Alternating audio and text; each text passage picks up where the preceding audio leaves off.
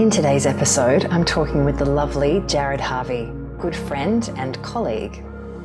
Jarryd and I talk about what we see with chronic illness and debilitating conditions in the Chinese medicine space, particularly when it comes to clients that come our way, but also our own personal stories of chronic illness.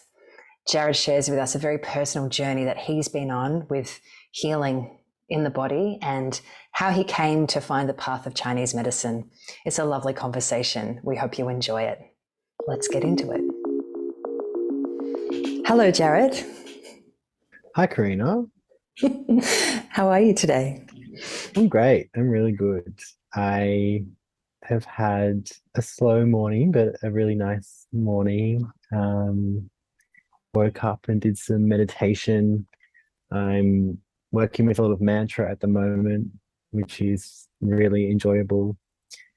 And it's my day off today. Actually, I've decided I'm taking Wednesdays off for the time being. And so just doing a bit of work admin, a bit of life admin as well. Yeah. Nice. So Jarryd and I are colleagues and friends, and we finished our studies kind of about the same time. I think I was just like a smidge ahead of Jarryd, and it's been a pretty interesting time to kind of graduate from any university in any field. But I was wondering if maybe we could start with just hearing a little bit about you, maybe even what that journey has been like, transitioning from student into practice, and what's happening right now for you? Well, I guess the obvious thing is there has been quite a lot of interruption into anyone's study who has been studying in the last 2 or 3 years. And for me, it was meant to be a 4 year study, 4 years of study, and that ended up being about 5.5 years of study. I was fortunate enough to go over to Taiwan during my studies for about 3 months and study in an integrated Chinese medicine, Western medicine hospital. And that was really fantastic. I learned so much there, so much about incorporating Chinese medicine into more of a Western framework, as well as just using simple acupuncture, the scalp. They do so much scalp acupuncture over there, just for everything. So that was quite fascinating. So that added a little bit of time onto my studies, and then obviously COVID put all of my classes online, and then I had to do a lot of makeup clinics. So it was a little bit interrupted, but the good thing about it was that for my last 2 trimesters, I was able to focus solely on clinic. So I was in clinic without having the study on the side for the last 2 trimesters, which meant that I was really able to just focus on my clinical work and study for my exit exam. And it's been really great. It's been a weight off my shoulders not being a student anymore. So I've been in practice for about 6 months now, and it was a really smooth, really easy transition. I have been in a clinic for over 6 years now. So I actually was working in a clinic before I started studying, which made things a lot easier. I was fortunate enough to receive, I guess, like an internship or a placement in the Chinese medicine clinic out in the eastern suburbs, which is no longer open, but it was called Jing Healthcare, and they did acupuncture, Chinese herbal medicine, nutrition, and they had a yoga studio and meditation studio downstairs. And I was actually a patient at the time, and the leading practitioner there approached me after I had seen her a couple of times, and she told me that she'd had a dream about me as an acupuncturist, and she saw me running her clinic in a few years' time. So she offered me a position there. She said I needed to start studying. If I enrolled into study, she would give me this position as an intern in the clinic. And and I agreed to it and I loved it. I think it was after about 3 weeks, I actually had keys to the place and was opening up in the mornings and learning gua sha, learning cupping, learning to do mock Sebastian, listening to consultations, and was there from the get go, and I just really really enjoyed it. Mm. So I am blessed in that regard that I have had a lot of exposure to clinical work, being in that clinic, and then also I've done some work in a hospital over in India, which was very busy, very fast pacing, over 60 patients a day. And then obviously in Taiwan, that was also very busy, as well as the 2 years that we get in student clinic at university. And then I also did an internship with Paul McLeod at the Australian Acupuncture Centre in Geelong, which is where you and I are now working. Yeah. Yeah, so it's been quite easy. I feel like I've been doing this for such a long time. This is not the Mm. first lifetime I've been an Mm. acupuncturist. It feels very organic. Yeah. Yeah, yeah. And you know what? I feel like there are some practitioners that you come across who were probably ready to be practitioners actually before they started studying. They just Mm. needed to learn the things. And you definitely strike me as one of those. And I had no idea that you'd already had so much integration into how a clinic works and all of those things that for some people can be quite a shock to the system when you're making that transition from student to practitioner, especially if you are going into sole trader role and you're really nutting out what feels like uncharted territory.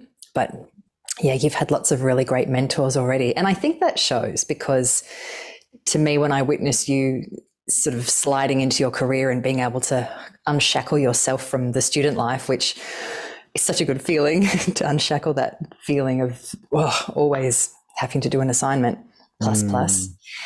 Mm. Um, Mm. yeah, I just see you like striding along. You look so comfortable in this role, and I'm just loving seeing how enthusiastic you are and things that you're learning. And yeah, I feel blessed to work with you and to be watching that. Thank you. Yeah, I do feel like I'm doing what I'm supposed to be doing. I'm doing what I'm here for. And I think as well as having that clinical experience, I'm also a shiatsu practitioner. So I've been treating patients for a few years now in that role, and also a little bit of a branch into the next part of the conversation I know that we want to talk about. But I also had my own experience with a chronic health issue that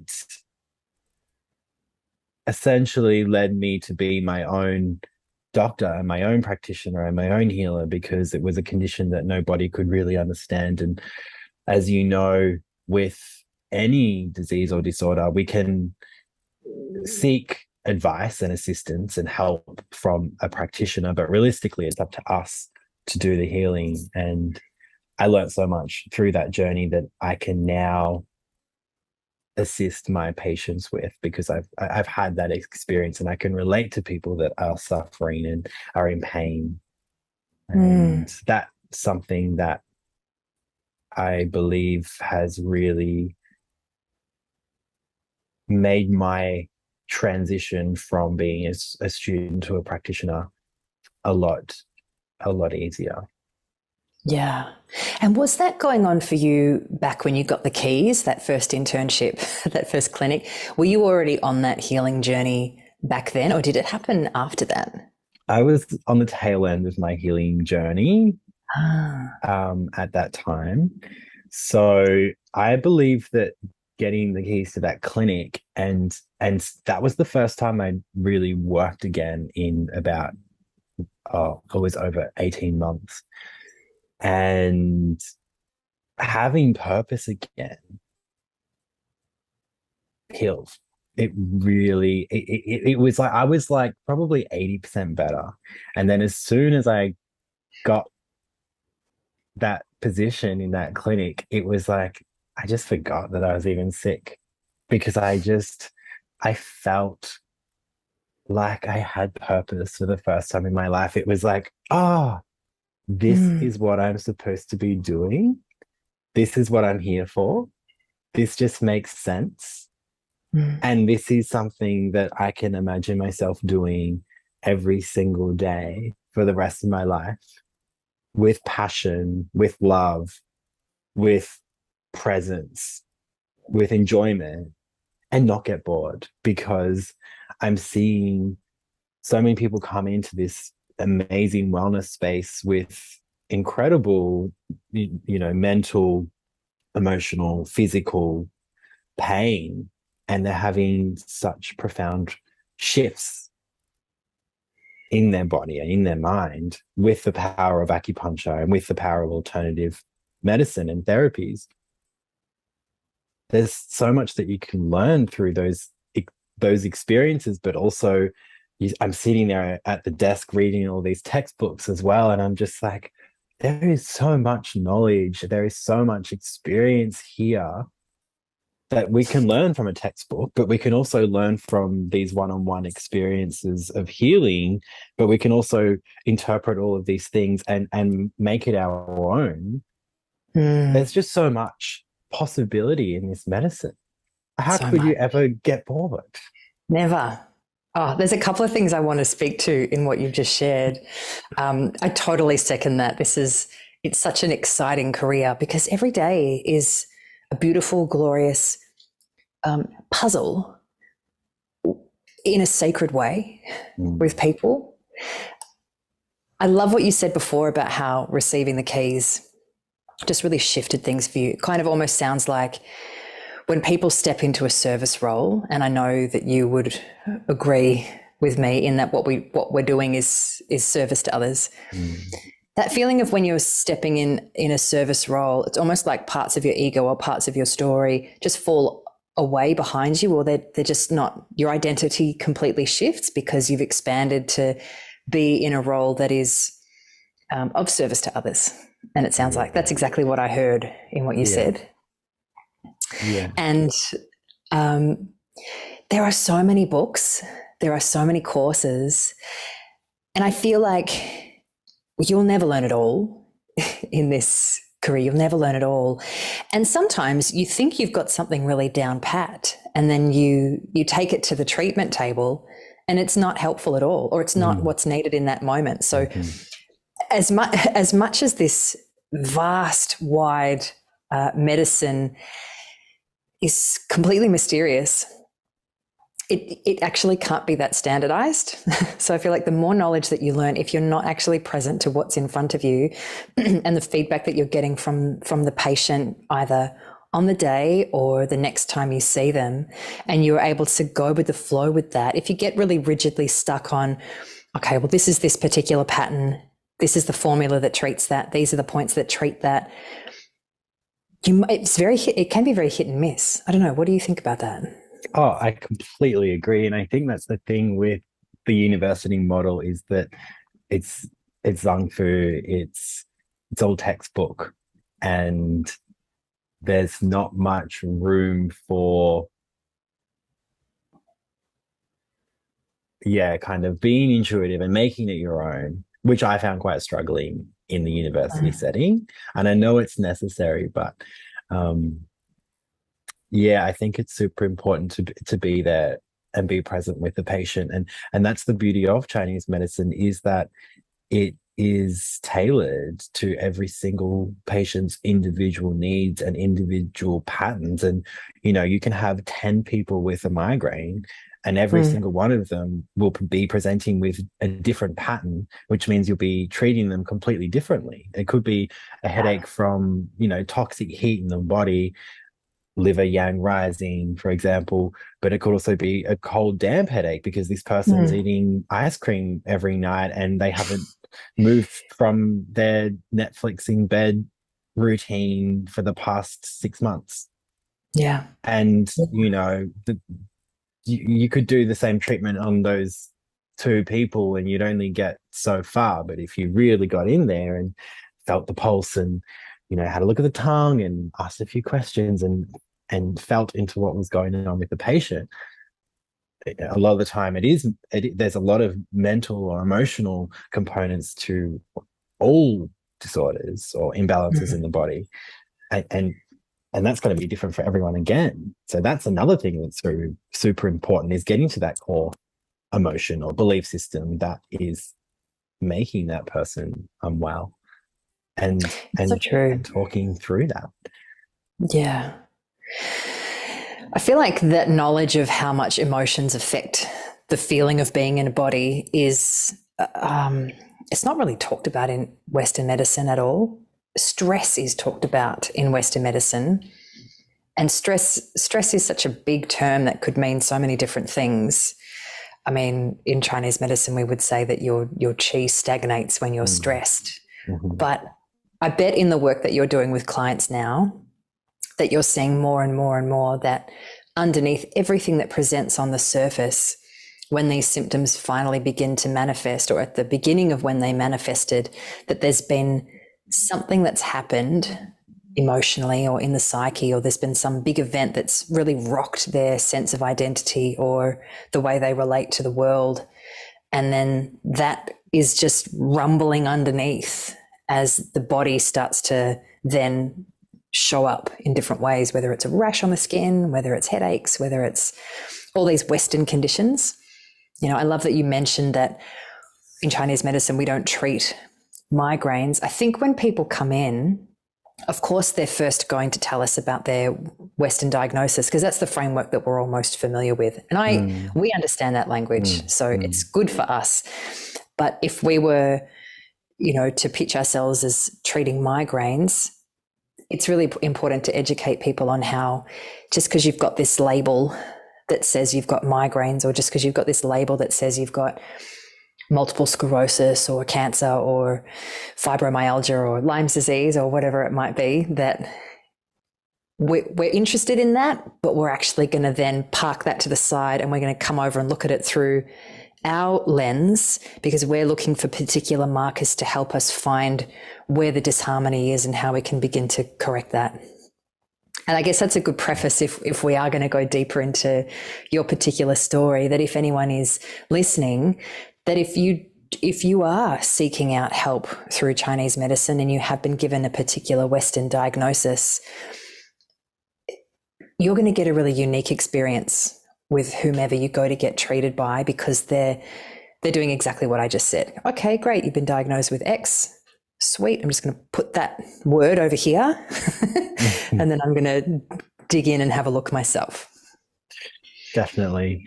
Yeah, you've hit the nail on the head. And just to touch on what you were saying about the emotional link, and often there being a significant life event at the beginning of a degenerative or a chronic disease, or a lot of diseases in general. I have a good example of a patient that came into clinic recently. He was in his early 30s, and he had never had any serious health issues in his life. He had never had any digestive issues in his life, so he said. And all of a sudden, he started to present with acid reflux and diarrhea, loose stools, food sensitivities. And he said that it had been this way for about 6 weeks. And he'd been to so many different doctors and he'd had so many different tests, and they couldn't figure out what was going on. They couldn't tell him why he was having reflux. He couldn't eat, because every time he would eat, food would get stuck in his throat, or he'd get, this reflux causing so much pain. And one of the first questions I asked him was, what happened 6 weeks ago? What was going on 6 weeks ago in your life? And he said, I don't know. I was working, I was looking after my mum, and my mum had to go to hospital. That was the first time she went to hospital. And then, he kept talking. And I said, so let's just go back to your mum going into hospital. Why did your mum go to hospital? He said, mum had like a heart attack, and the whole family was trying to get into the hospital, but we couldn't go in because of the restrictions. And I was so stressed and so overwhelmed. And I'm mum's carer because she's in a wheelchair. And I'm so terrified of losing her. And then the tears came, and then the emotions started to come to the surface. And then the pulse changed. And then the stomach started to relax. And then we started the treatment. And I said to him, do you see the link in your emotional, mental state and the connection that this has with your gut? And do you understand that every single cell, every single part of the body is interconnected and your mind is in control of your gut? And he said, yeah, like it makes so much sense. And he's like, it's amazing that none of these other doctors I've been to have even asked that question or have even thought of that. But it just makes so much sense. Yeah. Yeah. Well, I feel like the big difference is things get pulled apart and studied individually. Mm-hmm. And we're trying to look at the whole thing as a unit. Mm-hmm. And things get pulled apart so much that, you know, you end up going all the way over here to see somebody that knows about the stomach, and all the way over there for someone who knows about the uterus, and all the way back there for someone who knows about feet. And you're spread out all over the country. Yeah. And people do know intuitively that their whole body is an integrated unit.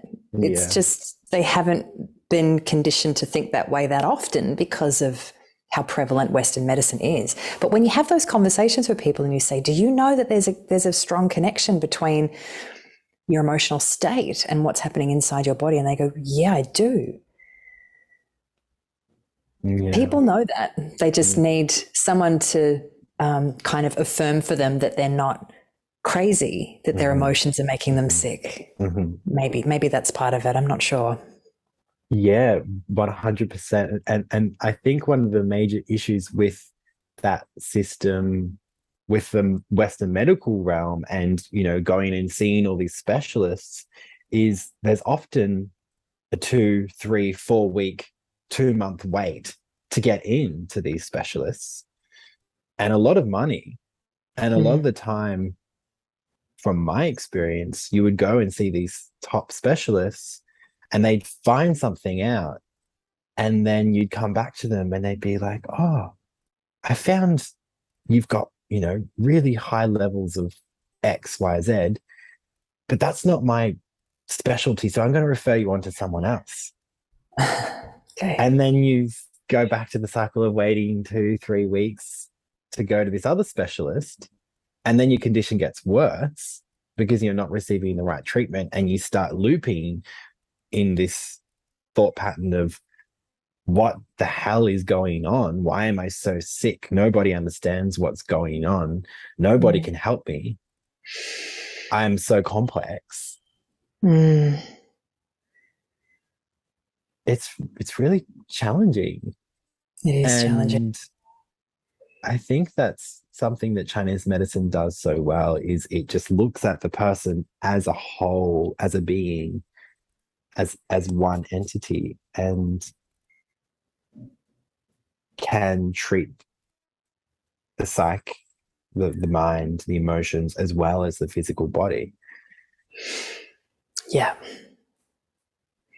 I feel like that's a little theme that can be running along for people that have got chronic illness. The longer that it goes on, the longer that it takes for them to meet someone that really they feel that they can be helped by, the more that belief expands. I'm complex. No one can help me.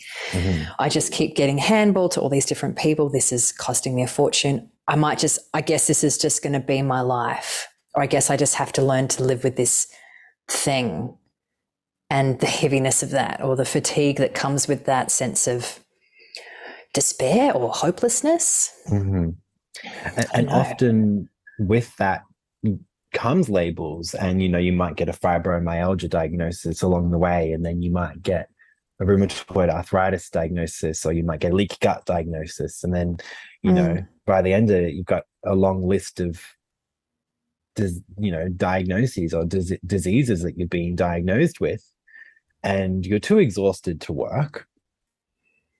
You don't have the energy to study. You don't have the mental clarity to do much with your life. You're stuck at home.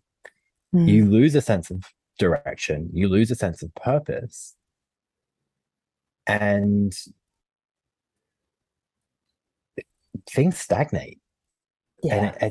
it's really tricky to get out of those places because you do feel so isolated and misunderstood. And you're so exhausted physically, mentally, emotionally. Mm.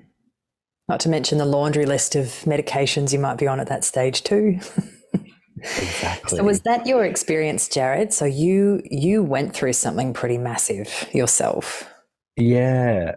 I won't go too much into it because it is a long story, and I have Okay. spoken about it on other platforms if that's something that people are interested in. But I did have my experience with a chronic health disease, and I fell into the victimhood. I went through pretty much everything I've been talking about. I was very isolated. I didn't know what was going on with me. I was never exposed to alternative medicine. I was never exposed to Chinese medicine as a child growing up. And everything for me was Western medicine. I was going to a doctor, going to a specialist to go and figure out what was going on. And it was when I was 19, actually. I was living up in southeast Queensland, and I was not living the healthiest lifestyle. I was actually studying at the University of Queensland. I was studying education as well as French and environmental sciences. I have previously lived in France. I was an exchange student over there for 12 months and still am very passionate about language, and was also passionate about the environment. But it wasn't, I would say it was more of an interest or a curiosity. It wasn't a passion. And even when I was studying, I was like, I just can't imagine myself doing this every day. And I thought I was going to become a school teacher. I was like, I just can't imagine myself doing this every day. Anyway, the universe kind of worked its magic, and I became very unwell. It manifested with pain in my upper right quadrant, which I later discovered was actually my liver and my gallbladder. And then that turned into a whole range of gastrointestinal issues, food sensitivities, bloating, constipation, diarrhea, blood in my stool, which then turned into fatigue, brain fog, headaches, migraines, dizziness, joint pain, insomnia. Then came the anxiety, panic attacks, um, blacking out. I would just have these moments. I would often it would happen when I was in a state of rest, and I'd get up, and I do have low blood pressure, but I would have these attacks where I would fall to the ground and the whole room would just start spinning into a vortex. Really bad vertigo attacks. Um, I had some really strange things go on, and it was like something was taking over my body, and I Mm. felt completely out of my body. I one of my worst symptoms was depersonalization, they call it, and it was as if my it was as if my soul was not actually in my body. I Mhm. didn't feel like I was in my person. And I would have these other symptoms where I'd get like these internal vibrations. It was like my whole body was shaking, twitches, chest pains, palpitations, extreme migraines, to the point where I would go to hospital because it felt like I had a bullet in my head. And it was, doctor to doctor to doctor to doctor. And a lot of the time in the beginning, it was, oh, you're a student, you're living out of home, you're paying rent, you're studying, you're working two jobs, you're partying on weekends, you drink alcohol, you're stressed, and you're just probably stressed and anxious. I'd never struggled with any mental health issues previously. I'd never had any anxiety. I didn't even know what anxiety was. And long story short, I saw over 19 different Western medical doctors and specialists over the space of 2 years. And in the end, I was diagnosed with hemochromatosis. They said I had early onset arthritis in my hands. They thought I had MS. They thought I had a tumor on my pituitary gland. And I had a 2-week waiting list to get into a different doctor to confirm that. So for 2 weeks, I thought I had a brain tumor. And I was living interstate on my own, so I didn't really have the support of my family, but I did have beautiful friends around me. In the end, it was chronic fatigue, anxiety, and that they didn't know what was going on. I didn't know what was going on, but something was not right. Something was really not right. I was by this stage I was 21, and there was a period where I wasn't able to get an erection for over 5 months. And I went to an endocrinologist who did my bloods, and I don't know the exact measurements, but I think it was like, I don't know what measurements they use when they're looking at testosterone, but let's just say the low level healthy range is 5, whatever. I was 4.9. And the doctor said to me, you're in the low range, but it's just borderline, within the normal healthy range. So you're fine. But that range was looking at every single male in Australia, the same. They didn't differentiate between a 19-year-old's testosterone levels and an 80-year-old male's testosterone levels. So technically, because I was 19 and I had very low levels of testosterone, I was still just within the normal healthy range. So he couldn't help me. He didn't know what was going on. He actually, because the first time I got the test, it was just below. He's like, oh, we'll do another one, but instead we'll do it when you're fasting early in the morning, because that's when your testosterone's at its highest. And it just creeped up to 5.1. He's like, oh, you're normal. You're fine. There's nothing wrong. So then I got sent off to another specialist. But it was just that for such a long period of time.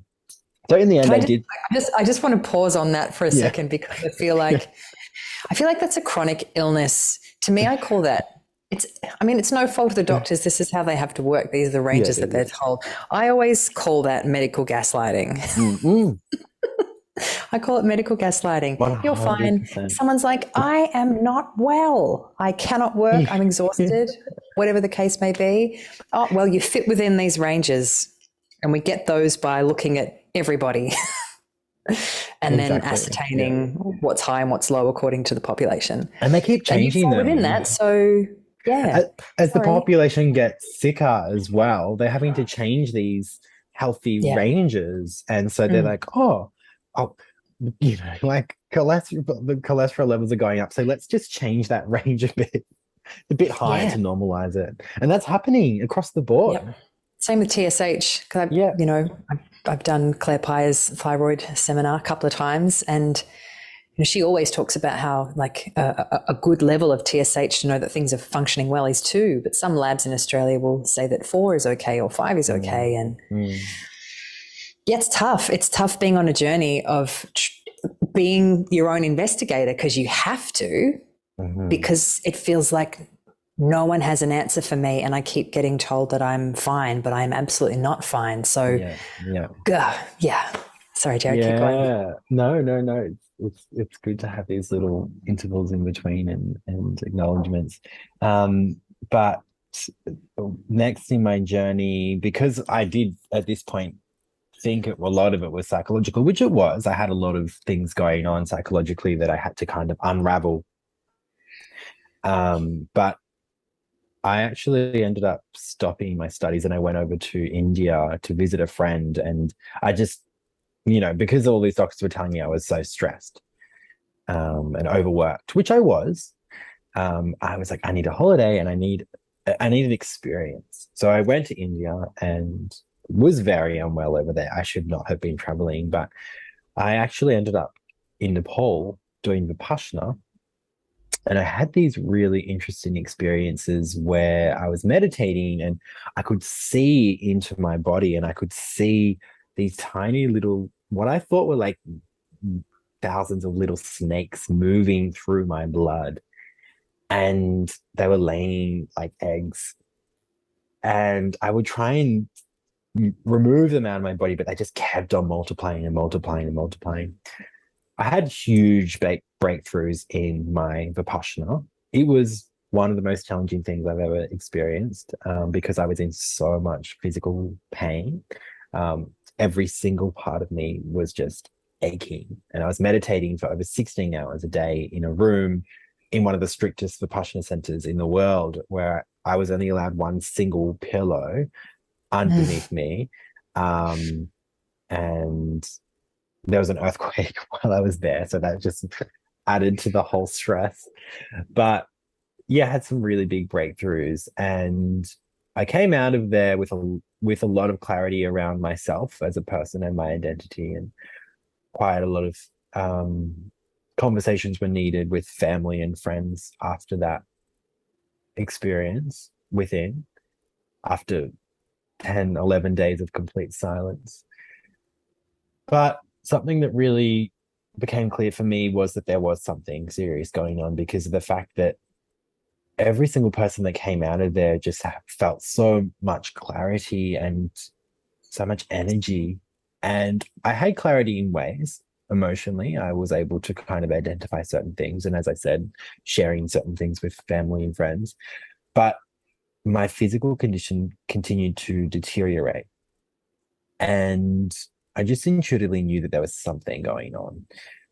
I couldn't actually carry my backpack anymore. I had to have someone carry my backpack for me. It was too heavy. And the blackout situation just kept on getting worse. I was on these migraine medications and I was also on beta blockers at the time. And I remember once I was in an airport and I ran out of my medications and I just started freaking out and I couldn't eat much at all because my gut was just in so much pain. There was so much bloating and inflammation, and I was journaling a lot, but I could no longer journal because the inflammation in my fingers was so bad that I couldn't hold a pen. Mm.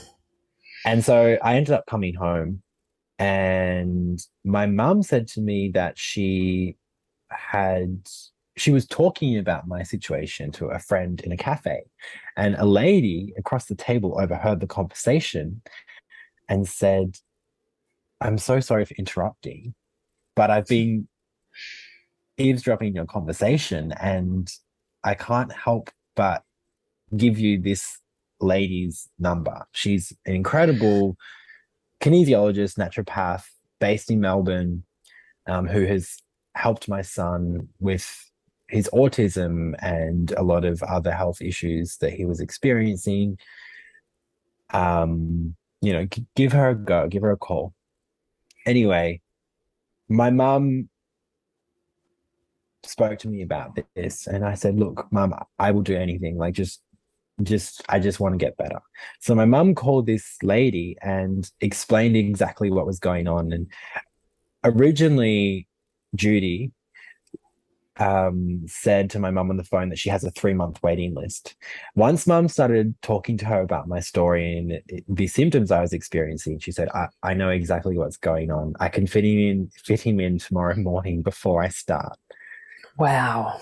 And that's where I finally got a diagnosis that made sense.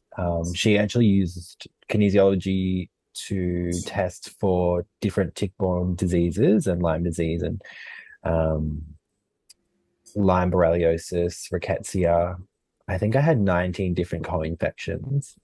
And she asked me if I'd ever been bitten by a tick. And I'd been bitten by many ticks living in Southeast Queensland. And I'd been to festivals in Byron and, there were ticks everywhere. We were just picking them off each other's ears and heads and armpits, not even thinking about it.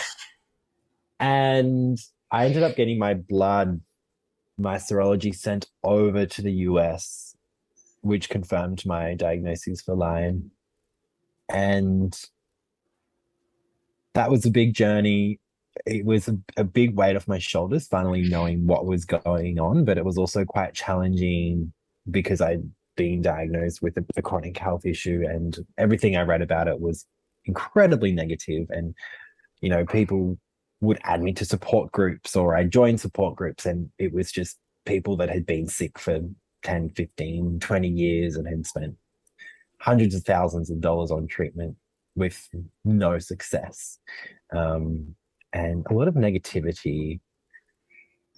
And I remember one day I just woke up and I was like, oh, I'm not, this is not me. I'm not putting up with this. And I removed myself from all of these groups, and I was like, I see the light at the end of the tunnel. I'm going to get better. I just knew it. I just knew. Every single part of me knew that I was going to get better. And I had my days, I had my weeks, I had my months where I was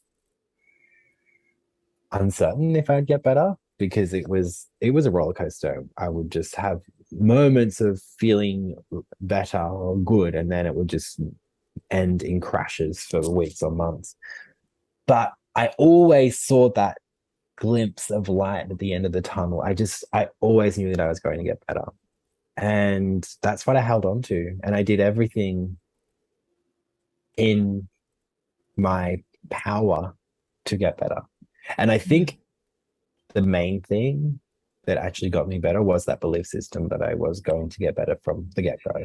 And most people that have Lyme disease don't recover. And if they do, it takes them a long time, or they go through these really intensive hyperbaric chamber treatments where their body is warmed up to above, I think it's like 40 degrees in a contained environment, which actually kills off the bacteria, but they can end up in severe burns and it can be quite detrimental to other organs in the body. And it's very expensive. And a lot of the time it doesn't work. But otherwise, there's not much treatment available, and there's not much known about this. But I did a lot of research. I started meditating. I changed my diet, started to get regular acupuncture, herbal medicine. I've tried every therapy under the sun. I know what works and what doesn't work. I've tried every diet. I've tried to be a raw vegan. I've done the medical medium stuff. I've fasted. I've done it all. Wow. And 12 months later, I found out that I no longer had Lyme in my system, which was a really exciting moment, and incredibly rewarding. And then I started to work in this clinic, and it's like over 6 years later, here I am. I think it's even long. What year are we? 2022. I think it's probably been 7 years now. I don't even know. But yeah. So, question for you, Jarryd, in the way that we're thinking about events and beliefs and how they influence us, and how, like, when we zoom out, maybe this sounds like a really idealistic thing to say, but I believe that when we zoom out and we look at everything as it's designed, it's all perfect, and it's all in the moment. It might feel like a dreadful disaster, but it's all specifically coordinated in a particular way for you. Why do you think it happened? I truly believe that it is in my destiny, that is my destiny to be a practitioner or to be of service to others, to be living this medicine, to be a healer. And I was not on track. I was not on that path. I was at university studying French and environmental science. I was drinking a lot. I was partying a lot. I was not happy. I was hiding from myself. I was suppressing so much. I was suppressing my emotions. I was suppressing my sexuality. I was suppressing my childhood. I was suppressing my creativity. And it wasn't until I got sick that I had to unravel all of that and face it and see myself for who I truly was. And it was beautiful. It really was. It was incredibly challenging, but I'm so grateful because I don't think that I would be, well, I know that I wouldn't be where I am today if it wasn't for that experience. Wow. It's a pretty intense way to get somewhere, isn't it? You know, if the universe, or insert word here that you prefer instead of universe, is looking at you going, hey, path's over here. Come on now. If you're not going to come over, we're going to create a big storm for you to get you on track. It's going to be rough. But when you get there, you're going to see that it was purposeful. Definitely. And I truly believe that that's exactly what is happening as a collective right now on Earth, is that we are going through this major transformation because we haven't been on track. And I really feel like we're going through a realignment, and it's going to be really incredible when we get there. And I think we're getting closer and closer every day. Yeah, I agree. And on a one-to-one basis, I feel like, you know, sometimes at school, we've really been encouraged to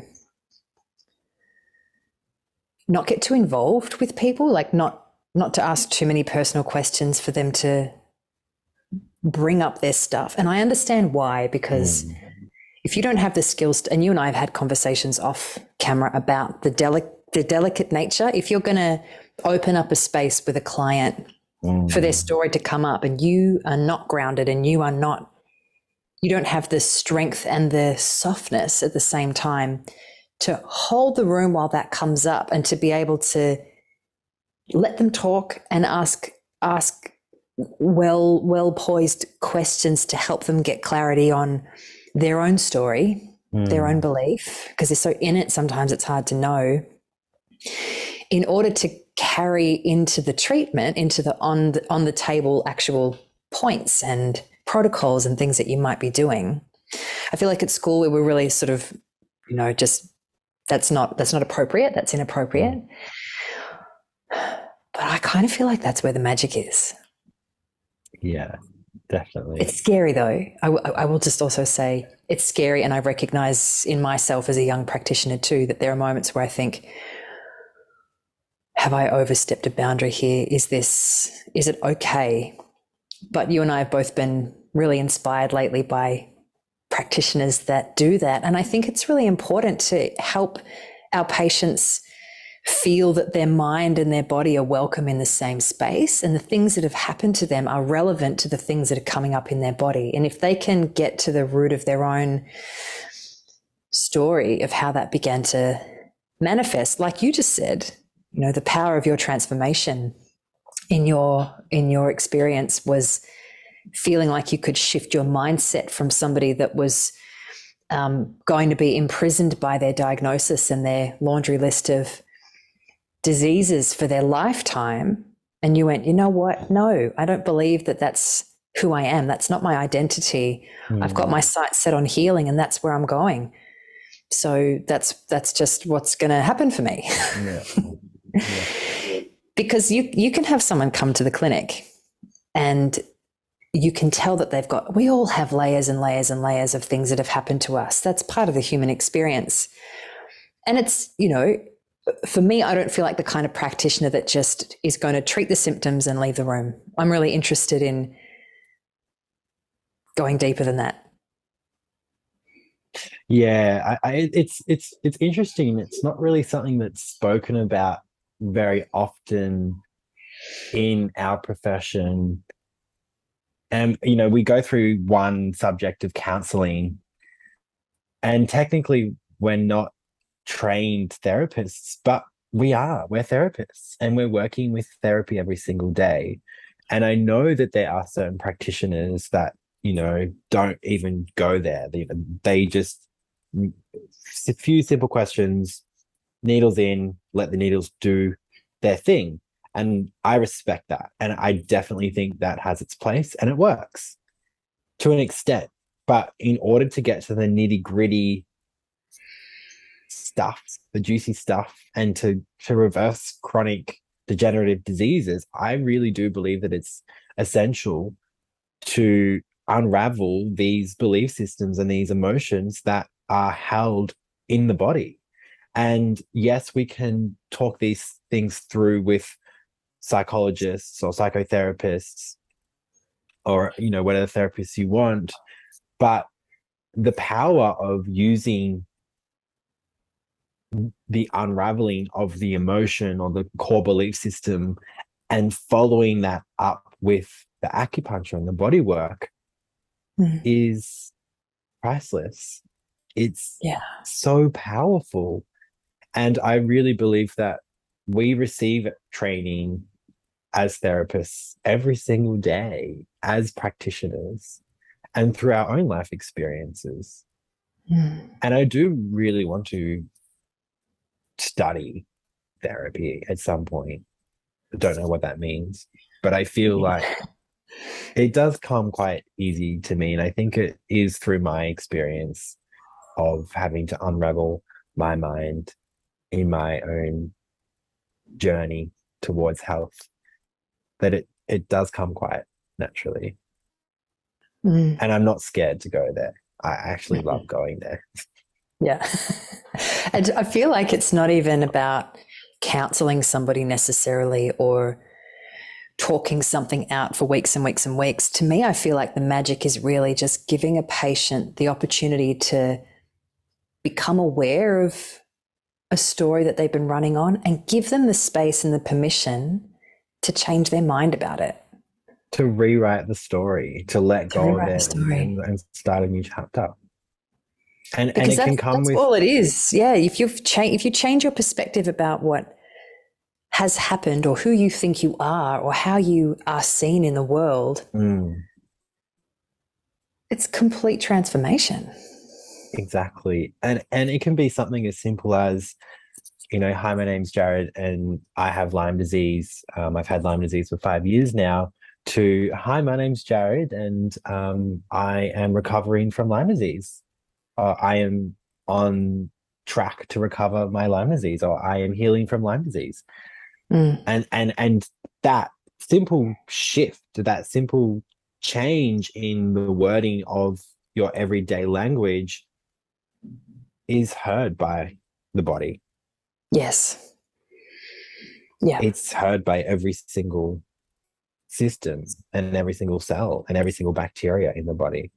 It's like, oh, we're getting better. We're actually getting better. We're not sick anymore. Yeah, we're recovering. Oh, okay. Yeah, we're recovered. Oh, this is great. Yeah. Well, let's do that then. Yeah.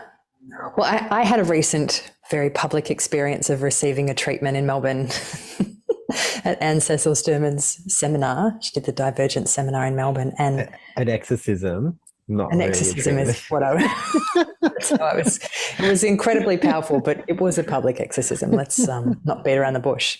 But I had a really profound experience later that night where the way that she helped me to find the real antithesis thought or the antithesis belief that I'd been running on forever, I took that with me into falling asleep. And as I was falling asleep that night, my mind went back, like I was going back through the movie of my life, and particular scenes that had occurred in my life that had felt really painful, that I'd really seen myself as a victim, or I'd really seen myself through that old lens. I felt like I got to bathe these old memories in a new belief and look at them in a different way as a child, as a 12-year-old performing on stage or whatever it was that I was envisioning.